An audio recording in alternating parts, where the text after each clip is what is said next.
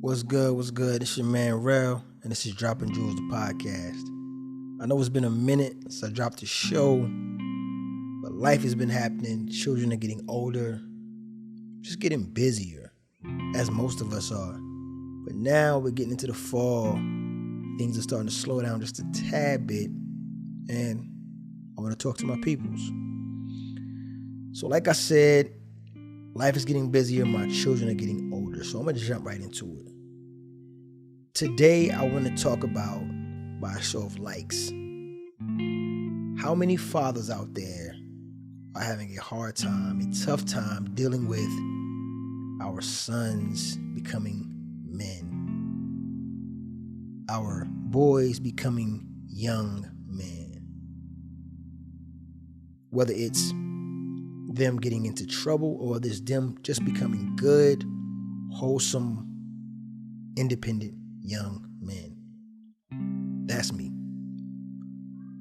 I'm not the kind of father, I've never been the kind of father who's been like, yo, I can't wait until my children are out of my house. That's never been the kind of father I've been. My wife is not the kind of mother.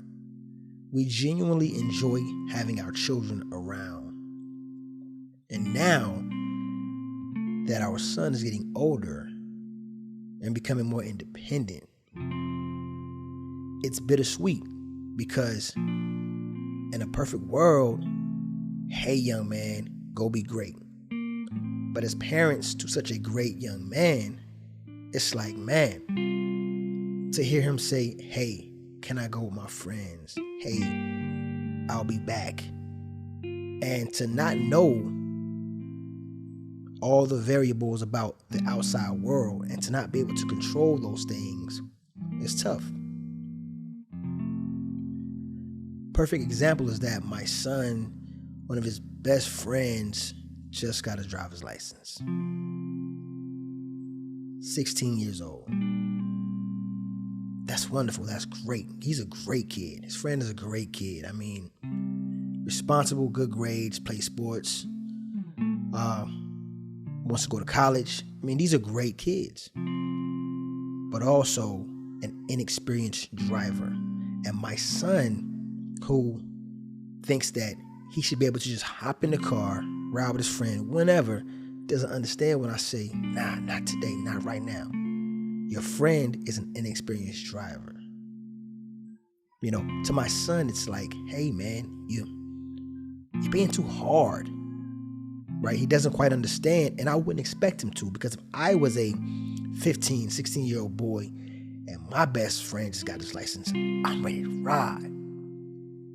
That's what I did at 15, 16, 17. However, even though we had our struggles in the early 2000s, man, we didn't have mobile phones. We didn't have the distractions that the young men and the young teenagers have today. You know, the worst thing we would have done maybe is drive a little fast and maybe play our music too loud. But now it's the cell phones. That's a huge thing. And I try to share with my son instances where inexperienced drivers that I knew either lost their lives or are now paralyzed because they just was inexperienced and they made teenage driver mistakes. You know, but I can tell he just wants to get older. You know, I remember being a sophomore maybe, and high school group of kids, they went to lunch like they do every day. One guy had his license. Group of friends piled in the car, they went to the McDonald's. They never came back.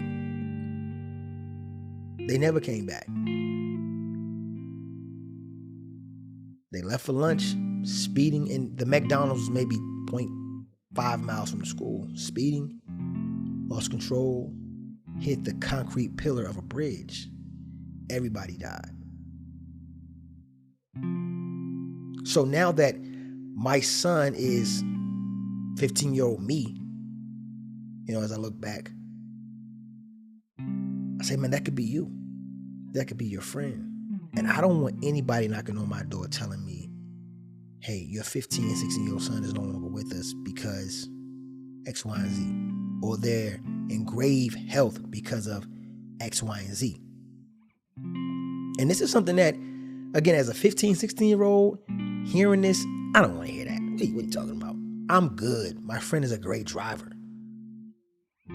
But as a parent, it's my job to protect him. It's my job to prepare him and to show him that, hey, things happen. And sometimes those things you can't come back from.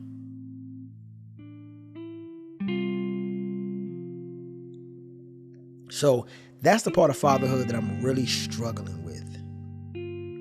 With my children, I try not to be so much more lock. I try to be more of a key. However, sometimes because I know more, because I've experienced more, I have to be the lock. But I'm not one of these parents who says, that's it, that's over, final. I'm one of those parents who I will tell my children something and I will see their reaction. And it is still my word, and my word is the final say.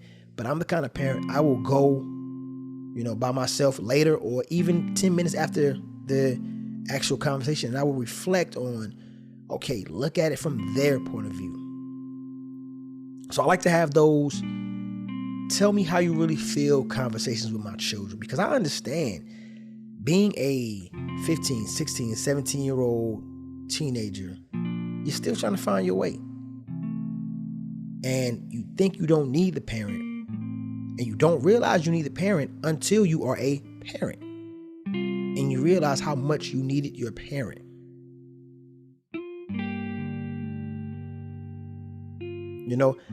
It's funny because, now that I'm realizing that my mother was right about a lot of things, my own children are telling me that I'm wrong about a lot of things. So it's history repeating itself. It's parenthood repeating itself. And I just can't, as a parent who's been with my children from birth, I just can't get over the hump of, man, my children are getting older and I have to eventually let them get older. I'm not gonna lie, I'll keep real with y'all, man. I struggle with that every single day.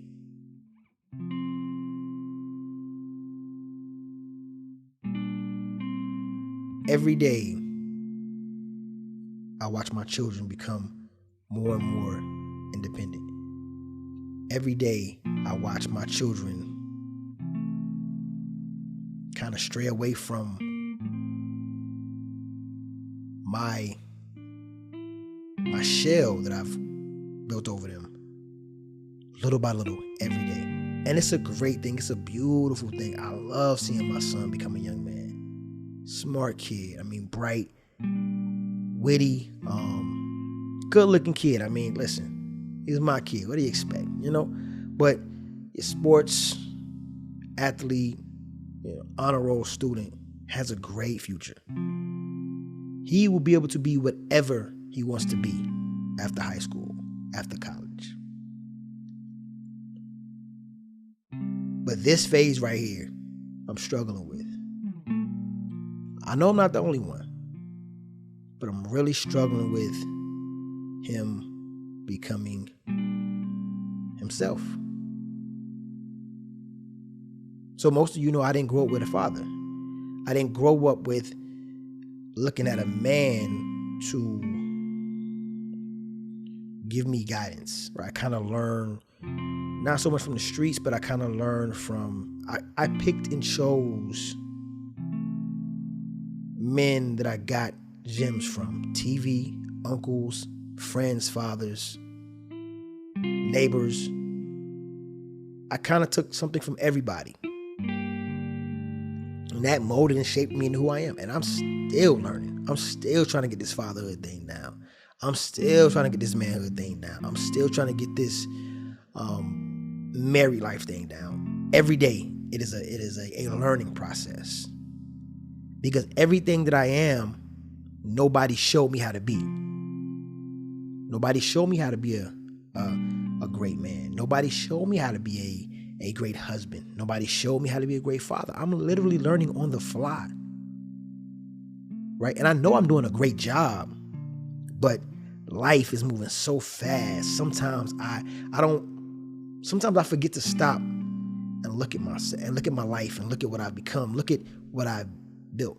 Not forgetting that, though, in the drop of a hat, I could lose it all. But I still forget sometimes to appreciate what I have, what I've accomplished, and who I am. Crazy story is, so on my way to work in the morning, sometimes I listen to jazz. That's my meditation time, right? I don't mind traffic. I don't mind, bumper to bumper traffic in the morning where I'm headed to work. I don't rush, right? That's my yoga. That's my time, right? And the other day I'm in the car, I'm driving, I'm relaxing, my mind is clear, and I just thought back. I look back at my life and I'm like, man, I should really pat myself on the back.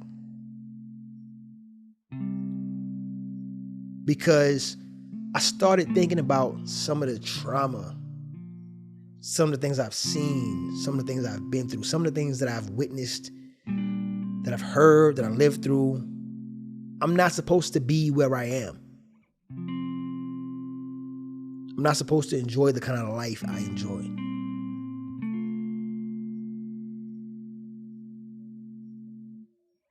So I'm driving, I'm looking at my steering wheel. I'm like, man, I drive a nice car.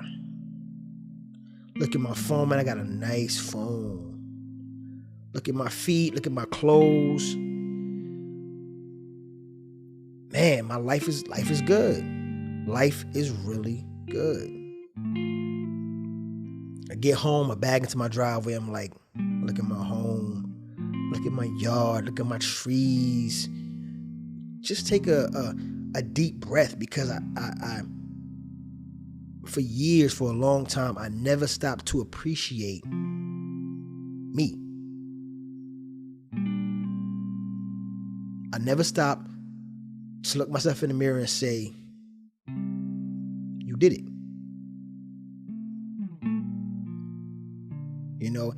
In spite of everything, in spite of it all, in spite of the trauma, in spite of not knowing my father, in spite of not being the best student and barely getting through school, in spite of, just the dysfunction of growing up in poverty, you really did it. And again, with the notion that I know that I could lose it all in a heartbeat.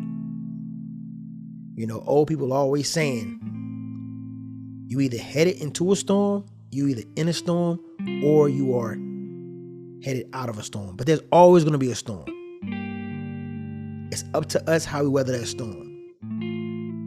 And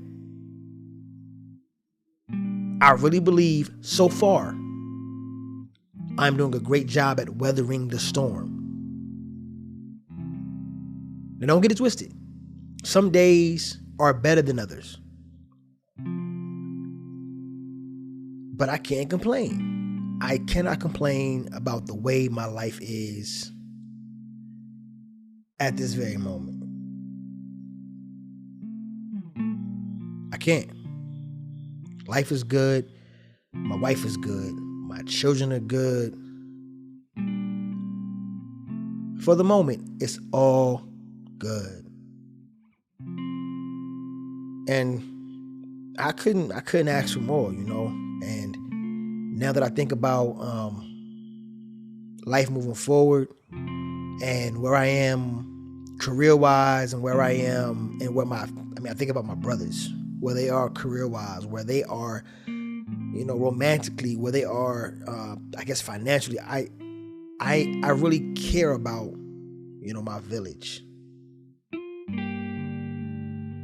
And at my job, I am fortunate enough and unfortunate enough to be a part of top to bottom, upper management. So what I'm seeing lately with the people that I'm responsible for hiring, the people that I'm responsible for managing, that are mostly black men, I see that we are all dealing with something. We're all dealing with something. We all have some challenges in life. And I'm in the position where sometimes people just dump everything on me, even when I didn't ask for it. And years of being in this position, there's one thing for certain. Black men are in a mental health crisis, myself included. You name it, I've heard it. I've had to literally and figuratively walk people off the ledge. Black men. Because they don't know which way is up. And I'm not a therapist, right? But I'm a listener. I pay attention to people. And there's one thing for certain, that black men, we have a huge issue with our mental health. I see it all the time. Married men, single men, single fathers, black men with no children. It's all kind of challenges and struggles that we deal with that, and I'll say this, I'm sure all men have some type of struggle, but I'll tell y'all, it's different when you're a black man. The kind of pressure we feel to be something is like none other. Like I said earlier, everything that I am, nobody taught me how to be. That's pressure. That's a lot to carry. Knowing that the woman who chose me to be her husband expects me to be a great, wonderful, upstanding, supportive provider, protector. I didn't grow up seeing that. It's extremely hard to become what you didn't see. It's almost impossible. And I know we have some great black men. Anybody listening could probably look to their right or left and say, I know a great black man. That's beautiful. But what that black man did to become great, to become what he is, the black man you know, I promise, it took a toll on him. It takes its toll because, like I said, it's hard to become what you didn't see. Most people need examples to become great. You look at white people. They grow up, they do great in school, they go off to college, they become successful. You know why? Because their dad did that. And you know why? Their dad did it because his dad did it. Talking about 2 or 3 generations of successful people. I don't care who you are. If you're black, at some point, a generation of yours was extremely oppressed.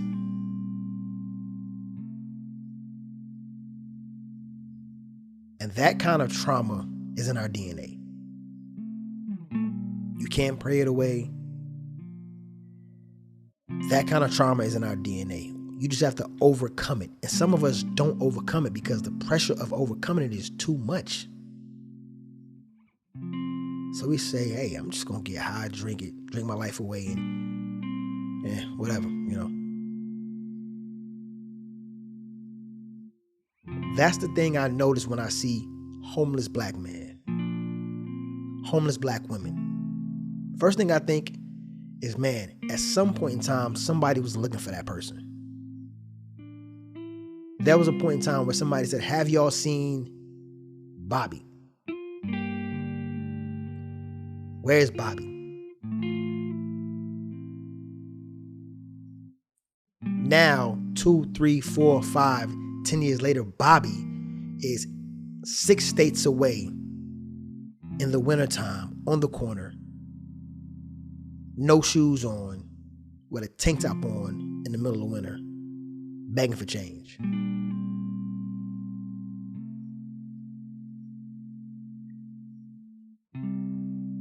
So I look at Bobby and I say, damn, what happened?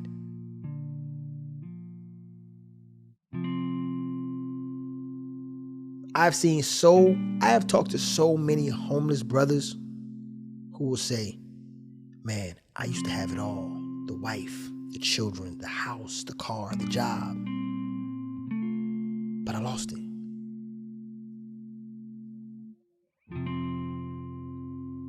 There's nothing more humbling as a successful father, husband, company man, career man like myself, to talk to a down and out homeless brother and he tells me, I was just like you at one point in time. I had it all. I had it all and I lost it all and I never got it back. It's enough to bring tears to your eyes. And so because of that, I get up every day. I take my kids to school. I pick my kids up. I kiss my wife goodbye. I say, how was your day? I go to my job. I make sure my people are good. I ask questions that I probably shouldn't ask because I do genuinely care.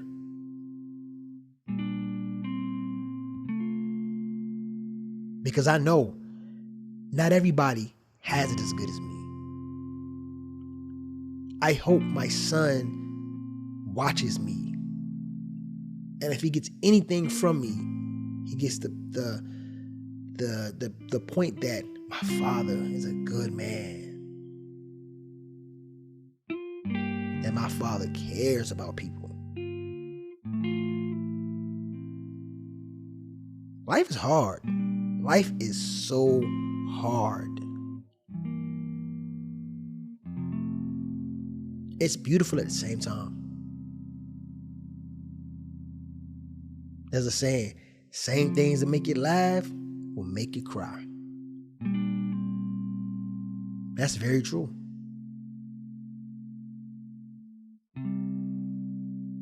I wouldn't change a thing about my upbringing. I wouldn't change a thing about the fact that I don't know my father. I'll probably never know my father. I'll probably never meet anybody on my dad's side, right? He decided at some point in time that I don't ever want to know my son. He vanished. He's a ghost. I don't wish that on nobody. But I'll say this. If you're a young man and you're fatherless, you have nobody to talk to, holler at me. Send me a DM. Talk to your pastor, friends at work. Talk. Because black men, we just hold stuff in. We don't say nothing to nobody until it's too late. And then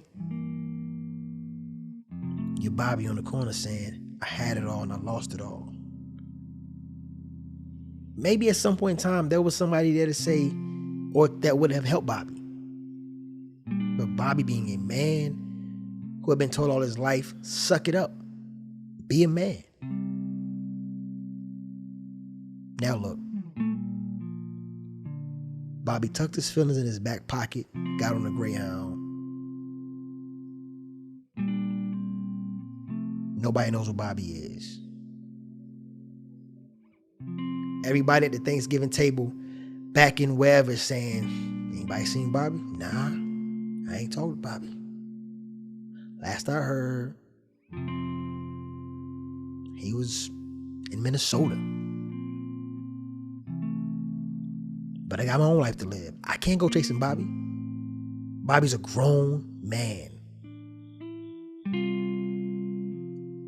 My brothers, we have to seek help. I don't know if it's therapy, obviously. And it's okay. It's okay to get therapy. It's okay to talk to somebody about your problems. It's okay. You're holding it in. You're just becoming more and more angry, becoming more and more stressed, more and more depressed. And that's no good for nobody. It's no good for your children. It's no good for your family. It's no good for your work life. It's no good for anybody. We have to take care of our mental health. Like I said, life is hard, but it's also very beautiful. I repeat what I said earlier. I pulled into my house, parked my car, stood in the yard, took a deep breath and said, damn, I'm proud of you. You did it, young man. You are everything society did not want you to be. Your father, wherever he is, will be so proud of who you've become.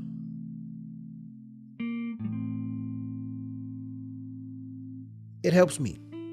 It helps me to reassure myself.